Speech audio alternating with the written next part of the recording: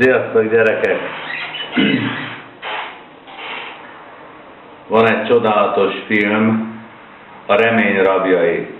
Ha még nem láttátok, akkor feltétlenül ajánlom, valahol meg kell keresni, vagy megvenni, vagy letölteni, vagy megnézni, mert rengeteg erőt lehet meríteni belőle.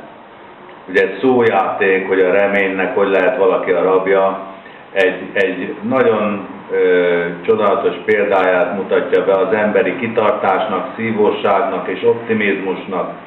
A főszereplőt ártatlanul elítélik, lecsukják a börtönbe, gyilkossággal vádolják, és nem szakad össze, küzd, kitart, szívós, nem adja föl, optimista, hű marad önmagához, és a film végén ugye kiszabadul. Igaz, hogy szökés által, de az ember nagyon drukkol neki, és nagyon, nagyon klassz a film. Tehát optimizmust és erőt lehet ebből a filmből meríteni. De nem csak ezt mutatja be ez a film. Van egy nagyon érdekes másik aspektusa, és most erre szeretnék kitérni. Volt ott a börtönben egy idős bácsi, aki már 50 éve volt a börtönben, egy fiatalon 20 évesen elkövetett gyilkosság miatt, és még a szigorú amerikai törvénykezés is hát úgy gondolta, hogy őt most szabadlábra helyezik, feltételes szabadlábra helyezik 70 éves korában, azért 50 év börtön után már nem fog rakoncátlankodni vagy rosszat tenni. És a kisöreg volt a könyvtáros, és ugye először nem értették, hogy miért fogta magát, és elkapta a másik rabot, és ott elkezdte a kést a torkához szorítani, hogy megöli, vagy valami kárt tesz benne, és aztán lassan ugye leesik a tantusz, hogy ő félt kimenni, ő bent akart maradni, ő ott akart maradni a börtönben, mert ő neki a börtönfalak adták a biztonságot. És ez az embernek az a nagyon érdekes és csodálatos képességére vett fényt, hogy az ember a lehető legnagyobb rosszat is képes elviselni, de meg is szokja az ember. És ami paradox, akármilyen rossz a börtön, az ember még ragaszkodik hozzá, és nem akar kimenni, és ugye szomorú a történet vége, mert a bácsika hát lebeszélik erről, hogy ott kárt tegyen magába, szépen szabadlábra engedik, és egyszerűen nem bírja elviselni a kinti szabad életet, a szabadságot, ami kellemes és jó, hogy bármit tehet, és pénze van, és akkor kell, és akkor fekszik, amikor akar, visszavágyik a megszorításokba, a biztonságot nyújtó börtönfalak közé, és a végén fölakasztja magát a panzióban, ahol lakott, és öngyilkos lesz.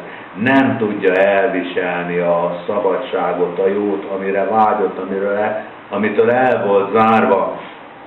És egy másik filmben szintén hasonló a párhuzam, ugye a Pillangó, aki látta azt a filmet, a főszereplő, hogy szintén börtönben játszódik, és 40 napi sötét zárkára ítélik, azzal büntetik, és amikor a 40 nap végén elhozzák a börtön tetején lévő rásról a bambusz takarót, ami ugye sötétségben tartotta, és beáramlik az éltető napfény, akkor ő üvöltve menekül be a prics alá.